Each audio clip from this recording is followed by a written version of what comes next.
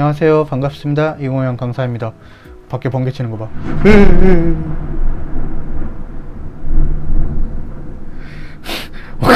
일본 거특강 344번부터 보겠습니다. 물러설 수 없다.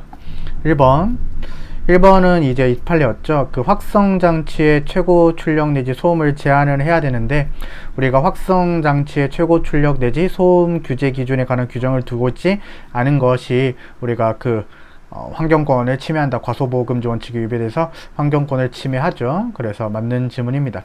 우리 1차 경찰 시험에 나왔었던 지문이고, 2번 독서실 같이 약간 조용해야 되는 것인데, 이 실내 소음 규제 기준을 정하기가 어렵겠죠?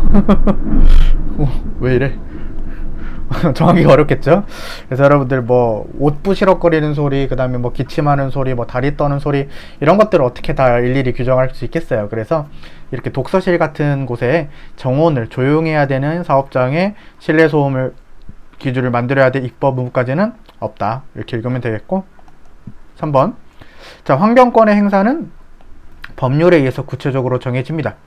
하지만 환경권을 입법자가 취지에 부합하도록 법률로서 구체화하도록 한 것이지, 환경권에 대해서 냅두라는 의미는 아니었다. 완전히 무의미하게 되는데도 그에 대한 전혀 입법을 안 하거나 어떠한 내용이든 법률로서 대충 정하기만 하면 된다는 것은 아니다. 맞는 지문. 4번이 이런 발릴 건데, 자, 국가가 국민의 건강하고 쾌적한 생활의 환경에서 생활할 권리에 대해서 보호 의무를 다하지 않은 여부, 그러니까 기본권 보호 의무를 따지는 것이죠. 적어도 적절하고 효율적인 최소한의 보호 조치를 취했는가. 이것도 여러분들이 이제 과소보호금지 원칙이라고 할 수가 있어요. 기본권 보호 의무. 그래서 요건 과잉입법 금지 원칙 내지 비례 원칙이 나와서는 안 되고 과소보호 금지 원칙이 나와야 된다. 이건 조금 이제 기존의 기출문제를 알아야지 풀 수가 있는 지문이 됐겠죠. 그래서 4번이 답이다. 345번 환경권. 여러분들 1번은 바로 답이네요. 환경권은 8차 최초로 규정되었죠. 나머지는 맞습니다. 그 다음에 2번, 3번 조문이고, 4번 환경권은 그러니까 청구권적 기본권도 있어요. 자유권적 기본권도 있고, 보세요.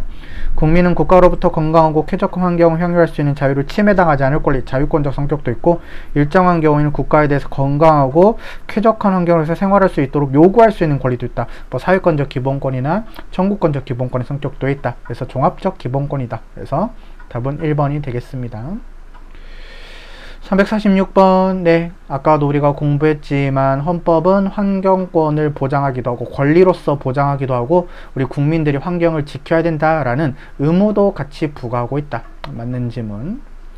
2번 건강하고 쾌적한 환경에서 생활할 권리를 보장하는 환경권의 보호 대상이 되는 환경에는 자연환경뿐만 아니라 인경적 환경에 대한 생활환경도 포함이 된다. 맞는 지문. 3번 일상생활에서 악취 오염된 공기 등을 제거 방지해서 쾌적한 환경에서 생활할 권리도 환경권의 내용이고, 4번이 틀렸을 건데, 사인 간의 제3자에 의한 환경권 침해도 국가가 적극적으로 기본권 보호 조치 의무를 부담하죠. 이것이 과소보호금지 원칙의 내용이었다. 그래서 답은 4번이 되겠습니다. 환경권 1번. 환경권은 여러분들 추상적 권리예요. 그래서 법령의 명문의 법률 규정이나 법령이 있어야지만, 구체적으로 정립될 수 있어야지만 인정되는 것이기 때문에, 이 법에서, 법률에서 환경권을 인정하는 명문의 규정이 없으면 환경권에 기해서 직접 방해배제 청구권을 인정할 수는 없다. 맞는 지문입니다. 당황스럽네. 이 영상 찍어도 돼? 맞아 이거? 2번 환경 영향평가 지역 대상 사업인데 대상 지역 밖의 주민이래요. 그럼 여러분들, 이 사람들은 안타깝게도 피해가 추정이 안 됩니다. 그래서 환경상의 이익이 추상적 이익에 해당하겠는데, 너무 번개 때문에 갑자기 당황해가지고, 대상사업, 환경영향평가 대상사업을 허용하는 허가나 승인 처분에 대한 취소를 구할 원고적 격이 전혀 인정되지 않는다. 틀린 지문이고, 자기가 입증을 해내면은 그 피해를 주장할 수가 있습니다. 이런 지문이었고요. 3번은 뭐 아까도 봤지만 자유권적 측면도 있고 쾌적한 환경에서 생활할 수 있도록 하는 보호, 보장 청구권의 성격도 있고, 자, 수영자의 경우에도 우리가 적정한 수준의 공간과 채광, 통풍, 난방을 위한 시설이 갖추어진 거실에서 건강하게 쾌적하게 살 수 있다. 그래서 수영자도 어느 정도의 환경권을 누릴 수 있다라는 지문이죠. 무서워. 네, 그렇습니다. 오늘 날씨가 왜 이러냐. 자, 혼인과 가족생활에 관한 문제를 한번 풀어보죠. 348번 위헌 키워드. 혼인 종료 후 300일 이내에 출생한 자를 무조건 전남편의 친상자로 추정하는 것. 그래서 헌법에 위배가 되는 판례 맞다. 2번은 친양자 합헌이죠. 친양자 입양을 청구하기 위해서는 친생부모의 동의를 얻도록 하는데 헌법에 위배되지 않는다. 3번도 똑같이 친양자 판례인데 독신자는 친양자 입양을 할 수 없도록 한 거 헌법에 위배되지 않는데 침해한다 했으니까 틀렸고, 4번은 위헌 키워드죠. 1세대 3주택 이상의 중과세 판례는 세 가지 판례가 있었죠. 그 부부자산소득 합산과세 제도도 있고 1세대 3주택 이상의 합산과세 제도도 있고, 그 다음에 어떤 제도도 있습니까? 종합부동산세를 세대별 합산으로 한 것도 있죠. 이것이 다 헌법에 위배가 된다. 36조 1항에 위배되는 판례들이다. 혼인의 자유를 침해한다. 3번이다. 다음 349번. 우리 혼인과 가족생활에 대한 내용들은 기본권의 성질도 가지고 그 다음에 제도적 보장인 객관적인 성질도 가진다. 맞는 지문. 2번. 혼인과 가족생활에 대해서는 적극적으로는 국가가 적절한 조치를 취해줘야 되고, 그 다음에 소극적으로는 국가가 함부로 차별하는 것을 금지해야 된다는 국가의 의무도 있다. 맞는 지문. 3번은 여러분들 우리가 가족생활과 관련된 내용들은 우리가 헌법에서 중요하게 다뤄지는데 이 민법이나 가족관계 등록법을 해석 적용할 때도 존중돼야 된다. 맞는 지문. 4번. 4번이 쉬운 지문이죠. 여러분들 법적으로 승인되지 아니한 사실로는 법률론과 마찬가지로 보호범위에 포함된다. 틀렸습니다. 법률론만 36조 1항에 포함이 되고 사실로는 여러분들 포함되지 않습니다. 그래서 4번이 틀린 지문. 5번은 이렇게 읽으면 되죠. 우리가 대한민국 아동으로 태어난 것은 태어난 즉시 출생 등록이 돼야 되는데 우리나라에서 여러분들 출생 등록이 되게 중요해요. 그래야지 여러분들 예방접종도 받을 수가 있고 학교도 입학할 수가 있으니까. 이러한 권리는 법 앞에 인간으로 인정받을 권리로서 모든 기본권 보장이 전제가 되는 기본권이기 때문에 법률로서도 이를 제한하거나 침해할 수 없습니다. 그래서 4번이 답이 될 것 같아요. 네, 그 다음에 350번. 우리 36조 1항은 개인의 존엄과 영성의 평등에 기초하고 있는데 혼인과 가족생활을 스스로 결정하고 형성할 수 있는 자유도 있다. 맞는 지문. 2번은 조금 어렵다. 여러분들 우리가 중혼이 있잖아요. 중혼은 취소 사유거든요. 중혼이 취소 사유라는 것은 일단 유효해요. 그러니까 자기들끼리만 좋으면 예외가 인정이 됩니다. 여러분들 뭐 부모님을 2명 모시고 산다, 자기들끼리만 좋으면 괜찮습니다. 뭐 어머니가 2명이다, 아버지가 2명이다, 이런 것들이 이제 괜찮은데 어떤 예외도 인정되지 않는다라는 것은 틀렸어요. 자기들끼리만 좋으면은 중혼이 인정될 수가 있다. 그래서 2번이 틀렸는데 좀 어렵고요. 3번. 민법에서 중혼의 취소 청구권자를 규정하면서 직계 비속을 제한한 것은 헌법 위배가 되는 것이고. 4번. 우리가 국가도 부모 왜 이래 또 비와서 그런가? 국가도 부모의 자녀 교육권을 제한할 수 있다. 맞는 지문이죠. 답은 2번. 351번 나왔네요. 부부 자반 소득 합산과세 제도 36조 1항에 위배된다. 그 다음에 니은은 친생부인에서 2년은 헌법 위배되지 않죠. 하지만 친생부인에서 1년은 헌법에 위배가 됩니다. 그 다음에 양육권 36조 1항이고 요거랑 헷갈리는 게 육아 휴직 신청권 있는데 육아휴직 신청권은 아예 기본권이 아니다. 그렇죠. 양육권과 육아휴직 신청권을 꼭 구별해 줘야 되겠다. 그 다음에 리을 바로 나오네요. 육아휴직 신청권 헌법적 차원의 권리라고 볼 수는 없다. 맞는 지문. 그래서 다 옳아 보이죠. 4번이 답이 되겠습니다.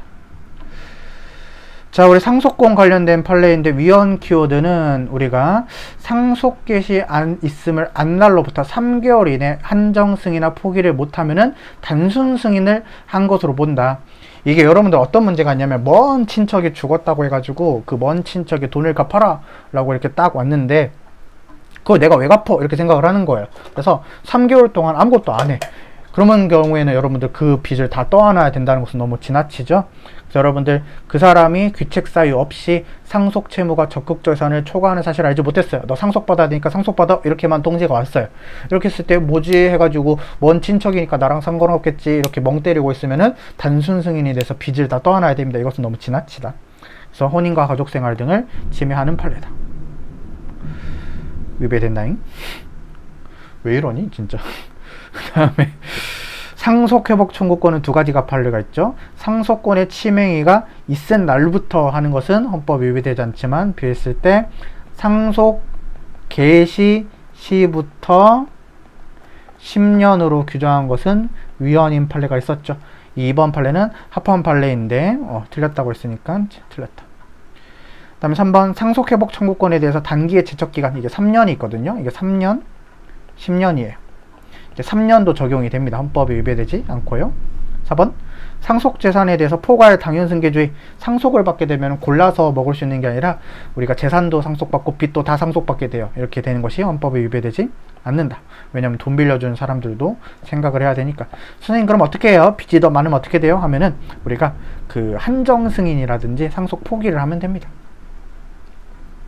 353번 보건에 대한 권리 1번 맞고 2번 한 걸음 더 나아가 국민의 보건을 위한 정책을 수립하고 시행해야 된다. 맞고 3번 국가가 국민의 생명, 신체 안전 위협받거나 받게 될 우려가 있을 때에는 그 필요한 적절하고 효율적인 조치를 취해야 된다. 맞고 4번 국민의 보건에 관한 권리는 국민이 자신의 건강을 유지하는 데 필요한 국가적인 급부와 배려까지 요구할 수 있어야 되겠죠. 그래서 4번이 좀 쉽게 답이었다. 네, 그렇습니다. 국민의 의무까지 한번 풀어보고 여러분들 마무리할게요. 그 다음에 이제 종합 문제가 나올 텐데 기억번 조세가 너무 심해. 그래서 너무 심하게 조세가 부과되면 여러분들 내 돈을 못 쓰게 되겠죠. 그래서 이용, 수익, 처분권이 중대한 제한을 받게 되는 경우에는 재산권의 침해가 될 수가 있고 니은 공무원 시험을 응시할 때 군 복무를 필요한 자 그럼 여러분들 뭐예요? 군대 필한 자가 이득이고 군대 안 갔다 온 자가 차별을 받는 거죠. 자, 요것이 병역 의무의 이행을 이유로 불이익을 주는 걸까? 아니지. 오히려 군대를 안 갔기 때문에 차별한다 이렇게는 말이 되지만 군대를 갔다 오면은 이득인 부분이기 때문에 병역 의무의 이행을 이유로 불이익을 주는 것은 아니에요. 맞고 디귿 양심적 병역 거부제의 양심의 자유가 국방의 의무보다 우월한 것은 아닙니다. 대체복무제도가 필요하긴 하지만 우월한 것은 아니다. 리을 이거 봐. 우월한 것은 아니다. 리을이 틀렸어요. 학교 운영 지원비를 걷어가지고 우리가 그 학부모들에게 부담시키는 것은 의무교육 무상원칙의 위배가 되죠. 근데 안 된다고 했으니까 틀린지 뭐. 그래서 옳은 것은 기억, 디귿이 되겠죠. 2번이 되겠습니다.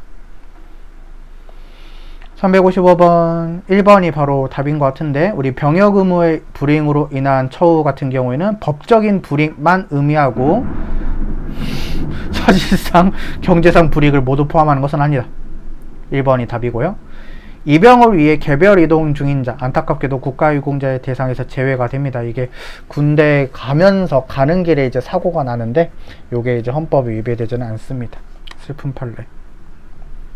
3번 우리 제대군인 가산점 제도는 우리가 헌법제 39조 2항과는 관련이 없다. 왜냐면 제대군인 가산점 제도는 군대 갔다 오면은 이득인 제도이기 때문에 불이익이라고 할 수가 없죠. 그래서 근거의 제도로 할 수가 없다. 4번 빨리 끝내겠습니다. 국방의 의무는 직접 군대 가는 병력 형성 의무도 있고 간접적으로 이제 화군대에 기여하는 병력 형성 의무도 있다 해서 1번이 답이 되겠습니다. 그래서 1번 컷 특강이 이제 일요일이나 월요일쯤 끝내려고 하는데 아마 화요일쯤에 끝날 것 같죠. 그래서 여러분들 하루 정도 늦어져서 죄송하다는 말씀을 드리고요.